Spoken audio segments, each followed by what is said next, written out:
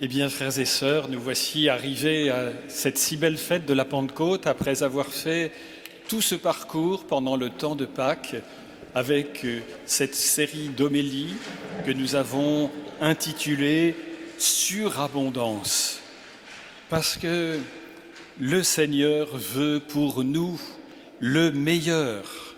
Il veut pour nous le partage de sa propre vie divine et c'est toujours quelque chose qui nous dépasse infiniment. Il donne à profusion. Dans le livre des Actes des Apôtres, c'est étonnant de voir comment très souvent, quand il est question du Saint-Esprit, il nous est dit, comme on l'a entendu dans la première lecture au jour de la Pentecôte, bien que les apôtres ou ceux qui reçoivent le Saint-Esprit, ils ne font pas que le recevoir, ils sont remplis du Saint-Esprit. C'est-à-dire tellement habités par cet Esprit qu'il ne peut pas ne pas se manifester à travers celui qui en est rempli. Et dans les Actes des Apôtres, on voit ça très fréquemment. Quand il s'agit d'instituer les 7 premiers diacres, eh bien, il est dit « Cherchez, frères, parmi vous, des hommes qui soient estimés de tous, remplis d'Esprit Saint. » Et peu de temps après, on va nous parler d'Étienne, le premier martyr, qui, au moment où il donne sa vie, eh bien, il est dit textuellement « Étienne, rempli de l'Esprit Saint. » Quand Saint Paul vit son chemin de Damas, sa conversion, il y a Ananie qui est envoyé auprès de lui, qui pour lui rendre la vue, et Ananie dit à Paul, tu vas retrouver la vue et tu seras rempli de l'Esprit Saint. Et peu de temps après, on nous parle de Paul, en effet, rempli du Saint-Esprit. Et même quand les disciples sont en but à la persécution, aux contradictions, par exemple quand ils sont chassés de la ville d'Antioche par la haine des Juifs, eh bien on nous dit que les disciples étaient remplis de joie et d'Esprit Saint. Et le jour de la Pentecôte, nous l'avons entendu tout à l'heure, ils furent remplis du Saint-Esprit. Et on a entendu comment, une fois remplis de cet esprit, ils sont sortis de cette maison où ils étaient barricadés, enfermés jusque-là, et on assiste comme à un débordement de tout ce qui les habite. Lorsqu'ils s'adressent à tous ceux qui sont rassemblés à Jérusalem, ils proclament dans toutes les langues les merveilles de Dieu, c'est-à-dire cette merveille sans pareille de la mort et de la résurrection de Jésus par amour pour tous les hommes. Alors, frères et sœurs, le Seigneur veut aussi que nous, aujourd'hui, nous ne soyons pas simplement visités par le Saint-Esprit, touchés de loin par le Saint-Esprit, il nous veut remplis du Saint-Esprit. Ce qui est sûr de son côté, à lui, du Seigneur, c'est ce désir de nous associer à sa propre vie. Ce qu'on a rappelé tout au long du temps de Pâques, en disant que Jésus n'est pas ressuscité pour lui, mais qu'il est ressuscité pour nous rendre participants de sa propre vie de ressuscité. Et cela, frères et sœurs, c'est dès le début que Dieu nous a voulu à son image et à sa ressemblance, à l'image et à la ressemblance de ce Dieu qu'il est, le Dieu Trinité. Et les 3 personnes divines qui sont la plénitude, la perfection de l'amour, comment trouvent-elles leur joie ? Eh bien, c'est en se donnant chacune pleinement aux 2 autres. Dans la Trinité, il y a comme un débordement, là aussi, débordement d'amour continuel de chacune des personnes sur les autres. Et ce débordement, il prend une nouvelle dimension encore avec la création, quand Dieu nous donne la vie, parce que cette fois-ci, l'amour déborde de la manière la plus gratuite qui soit, sans aucun mérite de notre part, sur ces créatures très imparfaites que nous sommes. Et ce débordement d'amour, c'est le Saint-Esprit Saint Paul dira dans sa lettre à Tite, « Cet Esprit Saint, Dieu l'a répandu sur nous en abondance, en profusion. » C'est l'esprit d'amour, c'est l'esprit de vie qui nous est communiqué. Et Dieu ne se lasse jamais de donner et de donner encore, pas simplement une fois, mais sans cesse. Saint Jean dira, tous nous avons eu part à sa plénitude, encore une fois, à sa plénitude, nous avons reçu grâce après grâce. Et justement, toujours dans le livre des Actes des Apôtres, on voit comment, dans les débuts de l'Église, le Seigneur va accorder plusieurs Pentecôtes, si on peut dire, à ses disciples. Il n'y aura pas que le jour de la Pentecôte. D'ailleurs, on pourrait même dire que vraiment la première Pentecôte, c'était le jour de Pâques. Dans ce récit qu'on a entendu tout à l'heure, quand Jésus souffle sur ses disciples et qu'il leur dit « Recevez le Saint-Esprit ». Eh bien, nous aussi, nous avons à recevoir le Saint-Esprit et le recevoir encore. Nous sommes déjà les temples du Saint-Esprit, mais nous avons à le devenir toujours davantage en renouvelant sans cesse notre manière d'accueillir cet Esprit. Et dans le livre des Actes des Apôtres, c'est souvent en lien avec la prière. Quand les disciples sont en prière, qu'à nouveau l'Esprit Saint se manifeste. Alors c'était évident le jour de la Pentecôte. Ils étaient en prière avec Marie, la mère de Jésus, dans l'attente que se réalise la promesse du Seigneur. Mais on les retrouve encore en prière après la libération de Pierre et de Jean au chapitre 4 du livre des Actes. Et à ce moment-là, qu'est-ce qui se passe ? Le local où ils se trouvaient réunis se mit à trembler. Ils furent tous remplis du Saint-Esprit, tiens, comme au jour de la Pentecôte. Et ils disaient la parole de Dieu avec assurance. Au chapitre 8 des Actes, c'est Pierre et Jean. Ils sont envoyés chez les Samaritains. Ils prient pour les Samaritains, ils leur imposent les mains, ils reçoivent le Saint-Esprit. Au chapitre 10, c'est l'Esprit, nous est-il dit, qui tombe sur Corneille, le centurion romain, païen, et sur tous ceux qui sont rassemblés avec lui alors qu'ils sont en train d'écouter la parole de Pierre. Et voilà que eux aussi, à leur tour, ces païens, ils parlent en langue, ils chantent la grandeur de Dieu, et du coup, Pierre les baptise sur le champ. Au chapitre 19, c'est à Éphèse que Paul impose les mains aux disciples d'Apollos. Et il nous est dit qu'à ce moment-là, l'Esprit Saint vient sur eux, ils parlent en langue mystérieuse, ils prophétisent. Voyez ces Pentecôtes à répétition. L'Esprit Saint, il faut l'accueillir dans la durée. Et quand on l'accueille, les effets ne se font jamais attendre et ils se manifestent en particulier par la louange de Dieu, par la proclamation de ses merveilles. Ceux qui sont remplis du Saint-Esprit disent la parole de Dieu avec assurance, ils parlent en langue mystérieuse, ils chantent la gloire de Dieu, sa grandeur, ils prophétisent. Eh bien, frères et sœurs, c'est grâce à ces Pentecôtes répétées, si l'on peut dire, successives, que la vie des apôtres est petit à petit complètement transformée. Une transformation radicale.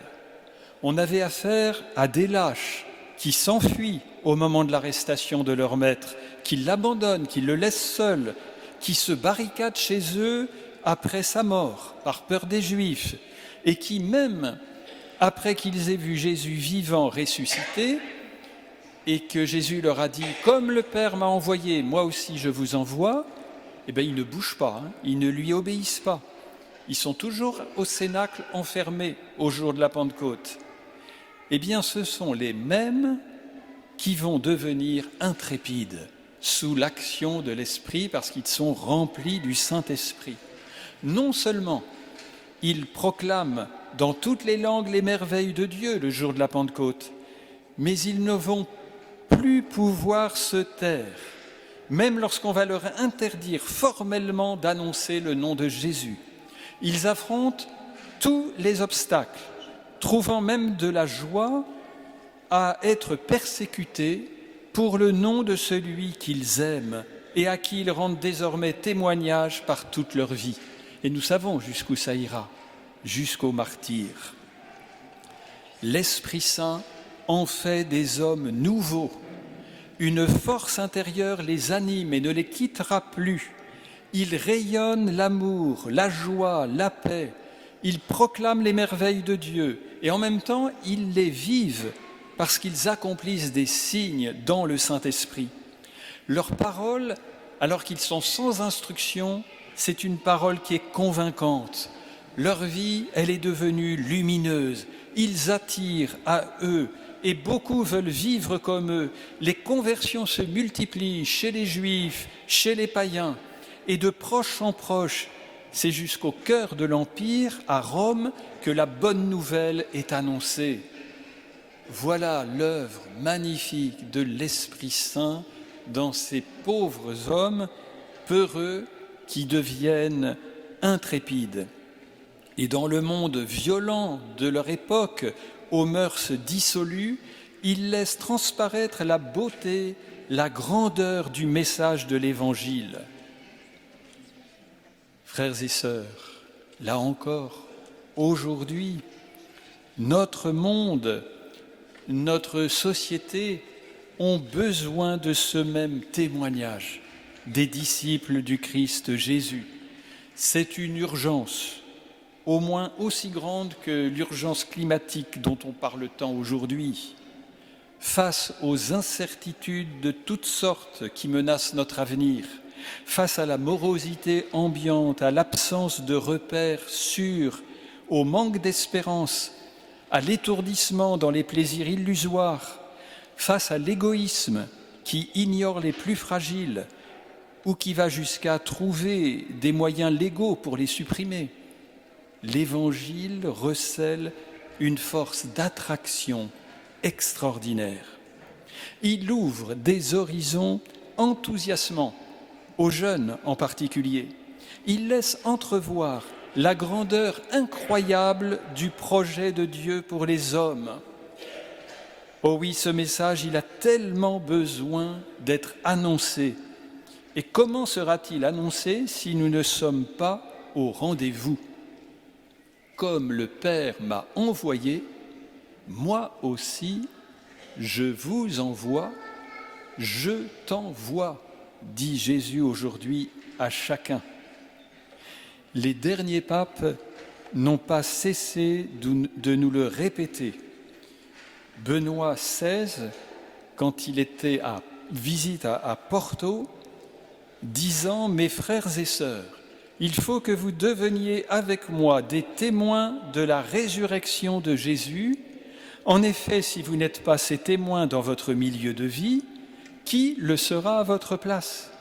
Le chrétien est dans l'Église et avec l'Église un missionnaire du Christ envoyé dans le monde. » Une parole à entendre chacun d'entre nous.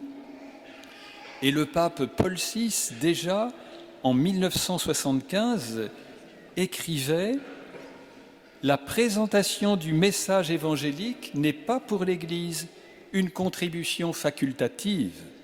C'est le devoir qui lui incombe par mandat du Seigneur Jésus, afin que les hommes puissent croire et être sauvés. Oui, ce message est nécessaire. » Ici, il parle de l'Église, et l'Église, c'est chacun, chacune d'entre nous, chaque baptisé, chaque confirmé. Si nous gardons pour nous ce que nous recevons du Seigneur, nous allons devenir stériles. Si, au contraire, nous donnons, nous partageons ce que nous recevons de Dieu, eh bien, cela va être fécond d'une manière merveilleuse. Vous savez, on dit cela souvent quand on va en pèlerinage en Israël.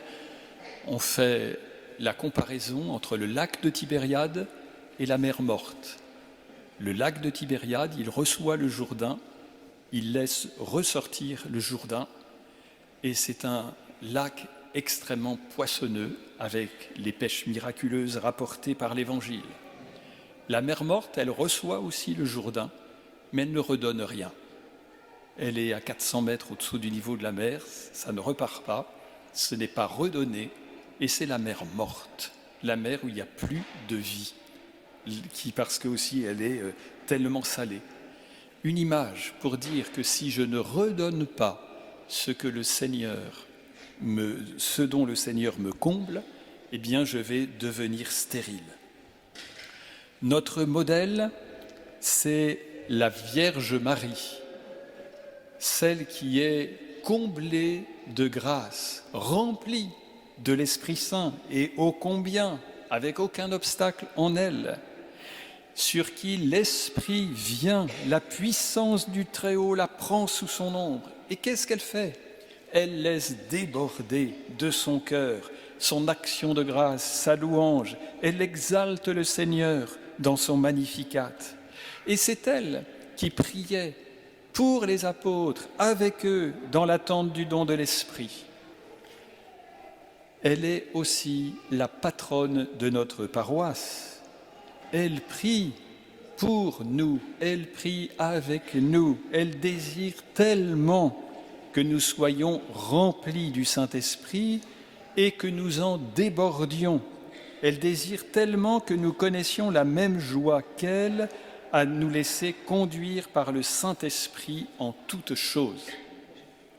Alors nous allons lui demander maintenant eh bien, qu'elle nous renouvelle, que nous puissions accueillir le Saint-Esprit d'une manière nouvelle, que l'expérience si belle des apôtres qui sont devenus des hommes nouveaux, nous puissions nous-mêmes en expérimenter quelque chose. Alors, frères et sœurs, je vous invite maintenant à prier les uns pour les autres, à prier pour que le Saint-Esprit vienne en abondance sur nous. Comme disait l'apôtre Paul, cet Esprit Saint, Dieu l'a répandu sur nous à profusion, en abondance. Il ne faut pas que ce soit des paroles, il ne faut pas que ce soit des paroles pieuses, il faut que ça devienne la vérité de notre vie. Invoquons ensemble l'Esprit.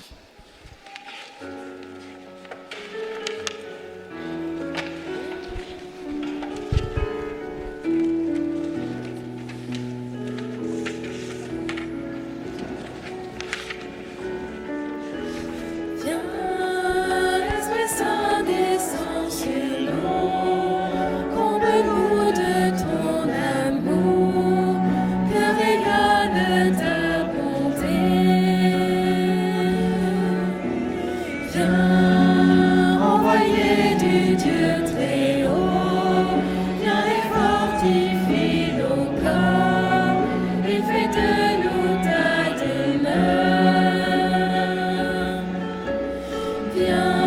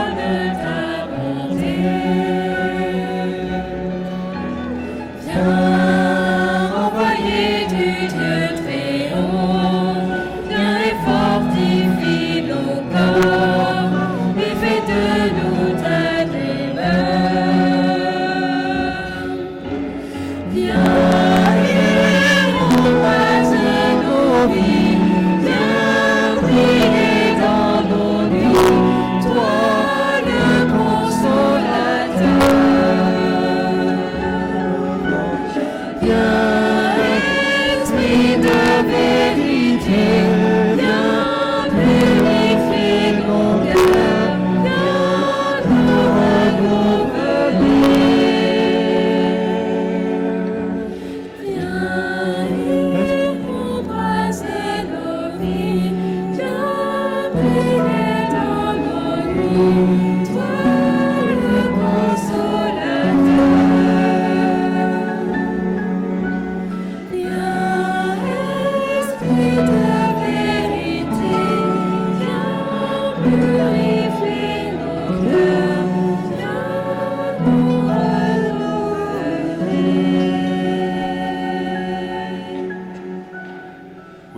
viens, Esprit Saint.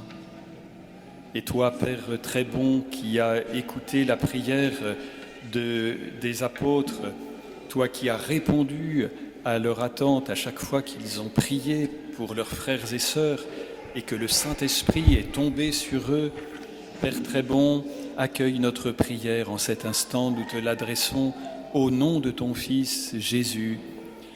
Et nous te demandons de répandre sur chacun d'entre nous à nouveau le Saint-Esprit qui est déjà là en nous, il est vrai, mais qui veut prendre encore plus de place. Et nous t'ouvrons nos cœurs, nous te présentons nos cœurs, Seigneur, pour que tu viennes les remplir. Nous ne voulons pas simplement un petit Saint-Esprit, nous voulons le Saint-Esprit dans toute sa plénitude de ses dons, de ses fruits, qui puisse envahir nos cœurs, envahir le plus profond de chacun d'entre nous. Frères et sœurs, du plus profond de notre cœur, avec tout le désir que le Seigneur peut mettre en nous, demandons-lui chacun maintenant, dans le silence de notre cœur, disons-lui, viens, Esprit Saint, renouvelle-moi. Tu es l'Esprit Saint, fais de moi un saint, fais de moi une sainte, fais de moi un être rempli de la vie de Dieu et rempli de sa joie et de sa paix et de son amour. Oui, viens, Esprit Saint, Père, envoie ton Esprit sur nous.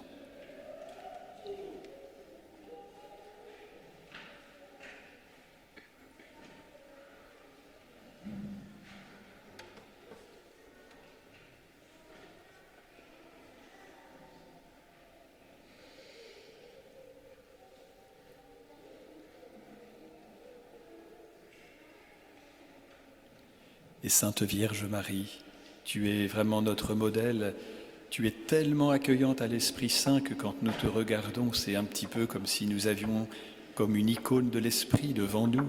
Il n'y a aucun obstacle, tu t'es laissé remplir par lui. Eh bien, demande pour nous cette même grâce, prie pour nous maintenant, Vierge Marie, pour nous pauvres pécheurs, pour que nous ouvrions nos cœurs à l'Esprit. Réjouis-toi, Marie, pleine de grâce. Le Seigneur est avec toi. Tu es bénie entre toutes les femmes, et Jésus, le fruit de ton sein, est béni. Sainte Marie, Mère de Dieu, prie pour nous, pauvres pécheurs, maintenant et à l'heure de notre mort. Amen.